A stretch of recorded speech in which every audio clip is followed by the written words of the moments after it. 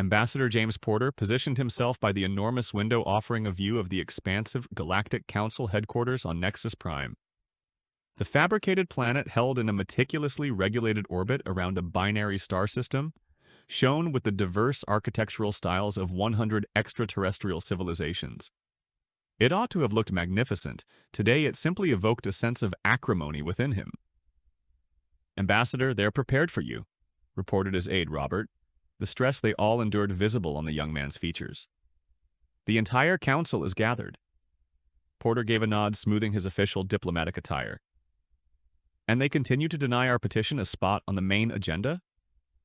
"Yes, sir. It has been designated a minor administrative item scheduled for handling after the primary session concludes." Porter's jaw muscles tensed. 3 decades humanity had belonged to the Galactic Council, and Earth was still regarded as if it were a recent addition, an object of curiosity, a pet initiative of the elder races. All the while, humanity had provided the Council with substantial contributions, resources, military backing, scientific advancements, only to be metaphorically patted on the head and told to await their opportunity. Silence descended upon the Grand Council chamber as Porter made his entrance. 200 delegates representing worlds from across the galaxy observed as the human contingent assumed their positions. High above them, the representatives of the 7 elder races occupied elevated platforms, signifying the actual authority behind the Council's professed equality. High Counselor Morix, a tall, slender entity whose species navigated space when humans were still mastering agriculture, declared the session open. "The Council acknowledges the delegate from Earth for a concise statement concerning their administrative item," Morix stated, not even deigning to glance towards Porter. Porter rose, his pulse regular despite the gravity of his impending action. Earth's president had granted him complete authorization. The choice was the result of months of clandestine preparation. "High Counselor, esteemed delegates," Porter commenced, his voice composed. "For 32 years, humanity has served as a devoted member of this council. We have offered technology, resources, and personnel for council projects. We have adhered to council instructions, even when they hampered our development and potential." A low murmur spread through the assembly. This was not the customary deferential manner adopted by human delegates. "Today, I stand before you to declare that the Earth Alliance will cease its involvement in this mockery of galactic administration." The chamber burst into commotion. Elder representatives leaned forward, stunned. Porter carried on, slightly elevating his voice. "On 3 separate occasions, we have formally requested equal representation. On 3 separate occasions, we have been rejected with justifications, citing tradition and appropriate scheduling. Concurrently, species possessing half our demographic and technological strength are awarded full voting privileges due to possessing the correct affiliations." High Counselor Morick rose to his feet. "Ambassador Porter, this action is extremely unconventional. If you intend to file a formal grievance—" "This is not a grievance," Porter cut in, violating centuries of diplomatic custom. "This is a notice of withdrawal. Effective immediately, Earth and all human colonies are seceding from the Galactic Council." The chamber plunged into pandemonium. Security personnel started moving towards the human delegation, but Porter merely pivoted and strode out, his team trailing closely. Aboard the diplomatic shuttle heading back to Earth's embassy, Robert finally punctured the thick silence. "Sir, they're already labeling it an emotional reaction. The Galactic News Network reports that humans are engaging in a fit of pique." For the first time that day, Porter permitted himself a smile. "Let them perceive it that way. They have consistently misjudged us." His secure communication device signaled an incoming call. It was Admiral Wilson, commander of Earth's official naval force. "It is completed." "Yes, Admiral. Initiate Phase 1-inch. "What is the estimated time until the Aramis fleet can exit dark space?" Wilson's tone was sharp with eagerness. "The vessels we constructed beyond the Council's surveillance network. They are already maneuvering into their designated locations." 6 months' worth of technological progress that would induce cardiac events in those elder race elitists, assuming they possessed hearts. Porter nodded. "The galaxy is poised to discover that human patience is finite, and our potential knows no bounds. Outside the shuttle's viewport, the luminous council world receded. The threshold had been crossed, and the galaxy was irrevocably altered. 2 weeks following Ambassador Porter's striking departure from the council, Chambers, Earth's primary city, pulsed with excitement. The global government had announced a special transmission, and displays everywhere, from the imposing structures of New Beijing to the subaquatic communities of Atlantic City, showed the countdown. President Laura Hayes ascended the platform within the United Earth Assembly. Positioned behind her were the heads of all significant human colonies and settlements, their collective presence conveying a potent message even prior to her speaking.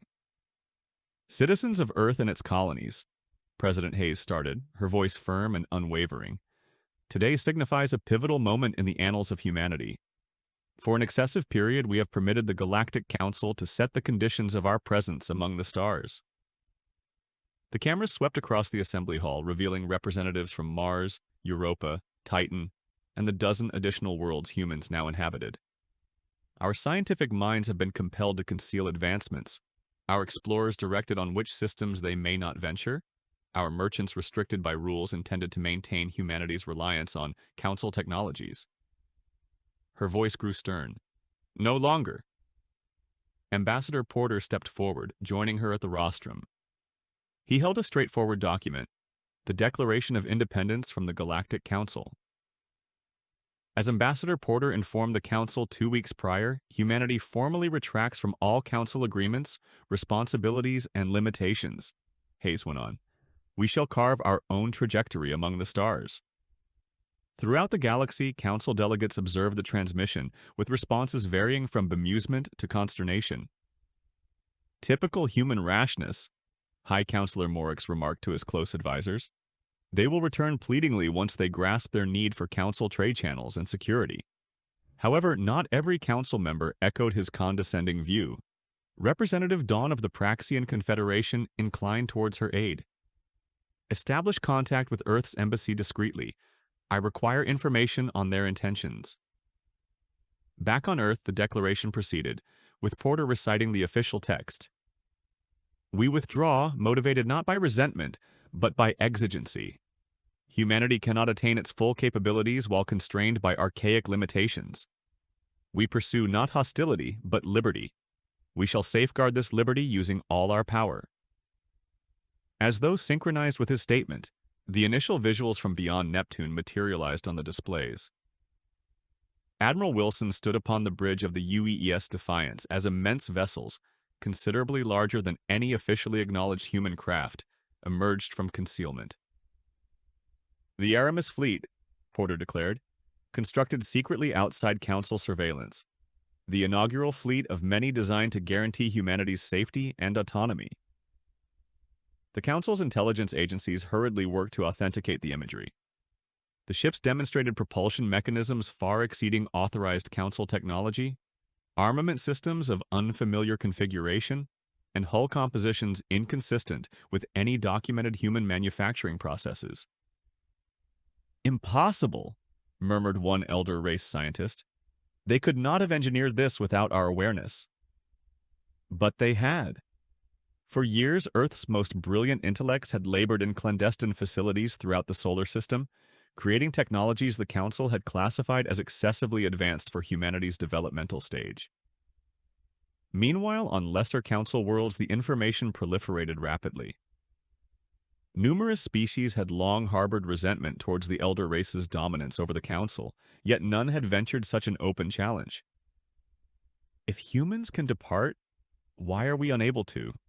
Whispered a Tellarate trader to his associate, as they viewed the broadcast in a spaceport tavern.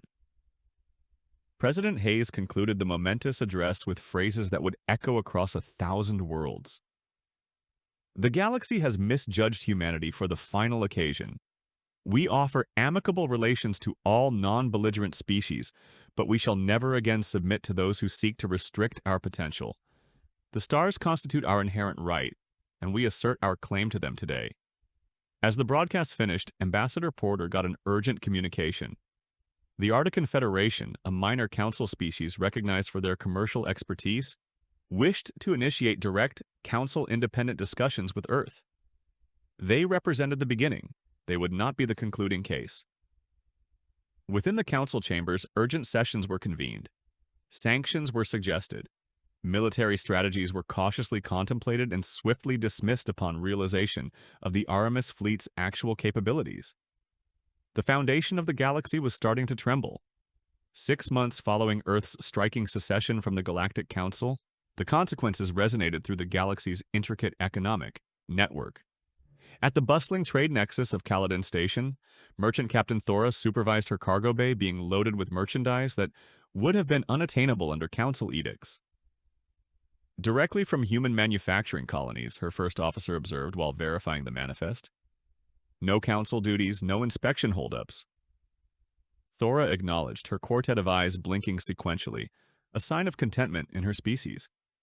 And double the profit percentage. The humans operated swiftly. Across the galaxy, comparable situations unfolded.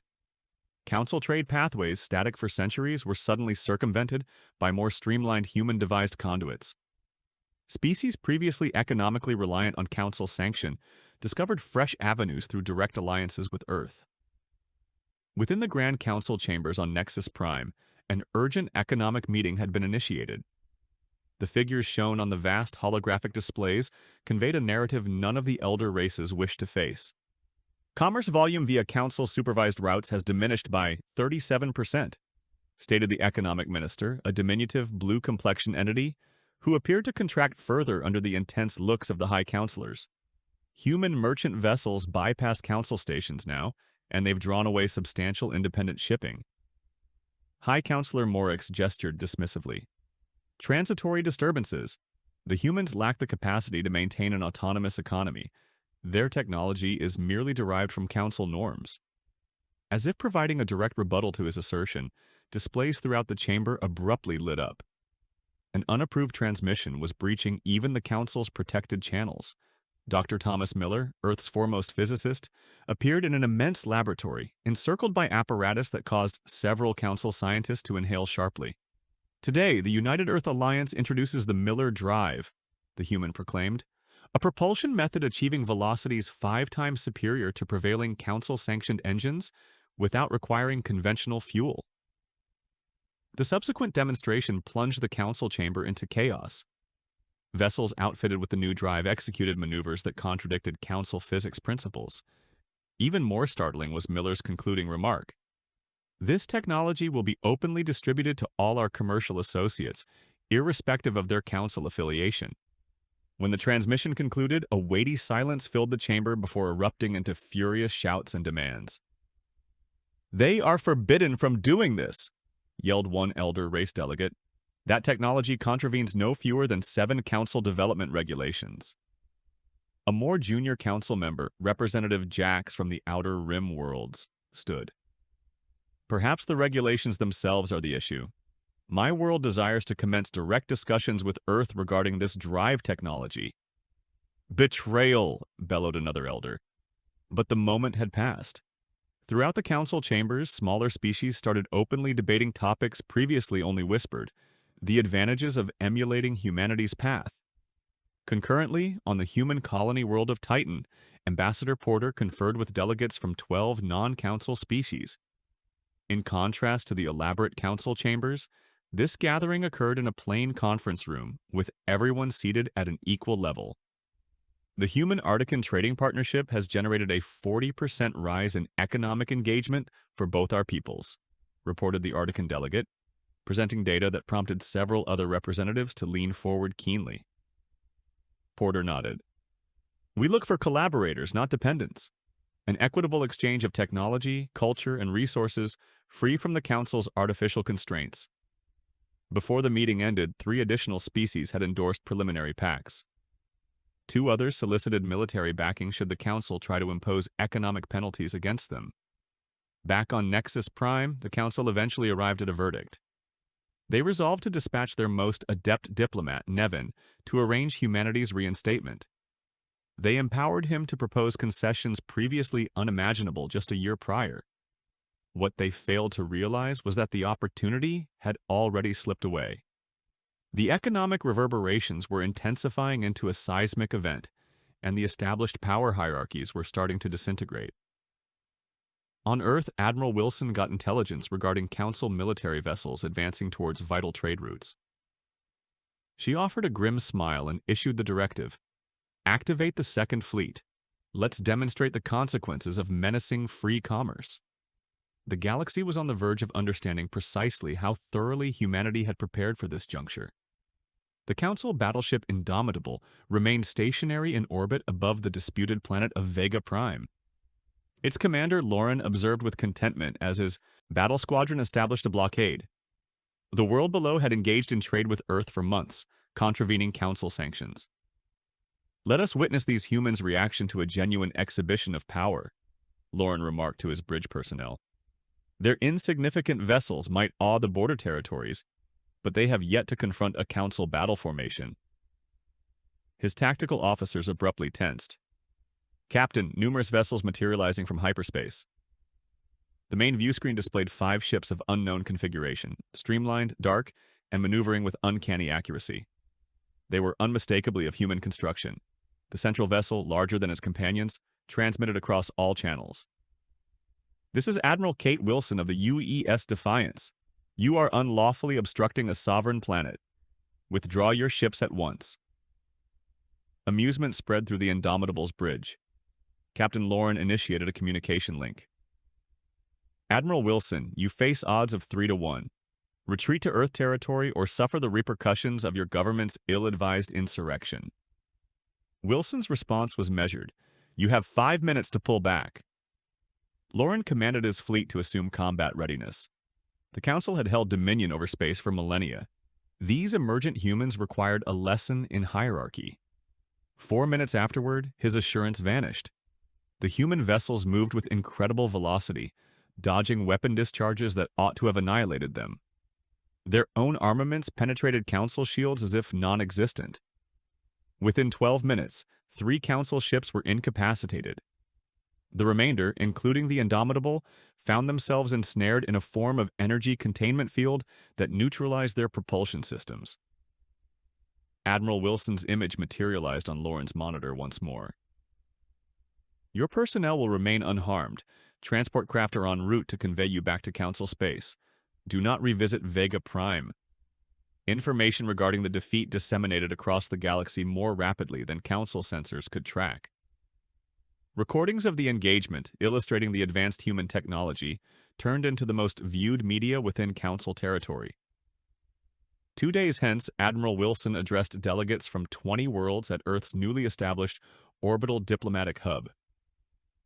The space station, erected in mere months, exemplified human engineering prowess. "The Wilson Doctrine is straightforward," she elucidated. "Earth will shield any peaceful planet from military hostility, regardless of Council ties. We desire no land, no payments, only unrestricted association among equals." Ambassador Porter added, "For an excessive duration, the Council employed military pressure to uphold inequitable economic arrangements. That practice ceases today." On faraway Nexus Prime, the Council's military board convened an emergency meeting. The examination of the Vega Prime confrontation left them deeply unsettled. "Their shield capabilities are minimally 3 centuries ahead of our forecasts," conceded the military consultant. "And their propulsion mechanisms we possess nothing equivalent." High Counselor Morix struck the table with his fist. "Impossible! Humanity has been under our tutelage for scarcely a century. Such progress cannot occur without external assistance." A junior assistant hesitantly spoke up. "Sir, we have obtained unsettling intelligence. It seems human scientific advancement has been intentionally downplayed in our reports." "What?" "Several internal evaluations of human technological capacity were modified before reaching the Council. Our documentation indicates this practice has occurred for decades." A profound silence enveloped the chamber. Eventually, Moruk inquired, "Who sanctioned this?" No one replied, yet the implication was clear to all. The elder races had consistently skewed information to preserve their dominance. Humanity's capabilities had been purposefully understated. Meanwhile, on the colony world of Proxima B, a public declaration sparked widespread jubilation. Following a century under council governance, they were proclaiming independence and soliciting protection via the Wilson Doctrine. They marked the fourth planet to take this step that week. Within a clandestine facility on Mars, Dr. Miller conferred with scientists originating from 3 planets formerly under council rule. Collaboratively, they initiated work on a novel endeavor, a technological advancement poised to render the Miller drive appear rudimentary. Devoid of council limitations, Miller informed his new associates, there are no boundaries to our collective accomplishments. As the human fleet broadened its sphere of protection, the Council's military might, once perceived as insurmountable, abruptly appeared insubstantial. The galaxy was observing the emergence of a novel authority, founded on partnership rather than subjugation. And this was merely the inception. 1 year subsequent to humanity's secession from the Galactic Council, the Great Hall of Earth's new space station, Liberty, pulsed with energy. Distinct from the cold formality of council chambers, this assembly radiated authentic enthusiasm. Delegates from 17 species interacted freely, exchanging concepts without the rigid formalities that had dictated interspecies dealings for millennia. Ambassador Porter stood at the hub of activity, appearing older, lines of stress visible on his face, yet his eyes shone with determination. Beside him, President Hayes readied herself to speak before the significant gathering. "Friends," Hayes commenced, her voice reaching across the hall without need for technological aid. 1 year past, Earth stood solitary against centuries of established practice. Today, we stand united as creators of a different future. The congregated delegates, some previously council members, others representing species long excluded from council participation, nodded affirmatively. Today, we make official what is already underway. The Terran Coalition represents not merely a pragmatic alliance, but a fresh paradigm for galactic partnership. Equitable representation, accessible technology, collective security. No elder races, no subordinate associates, simply partners. As she articulated these words, the immense display behind her showed scenes from across the galaxy. Human vessels safeguarding merchant craft from council interference, collaborative scientific endeavors, new colonies thriving free from council constraints. At the rear of the hall, Dr. Miller observed with quiet contentment. His diverse team of scientists had already achieved innovations the Council would have stifled for centuries. The era of technological renewal was only just commencing. On Nexus Prime, the Council chambers stood largely vacant. 7 former member species had already declared their plans to affiliate with the Coalition. More alarming for the residual Council leadership was the internal discord.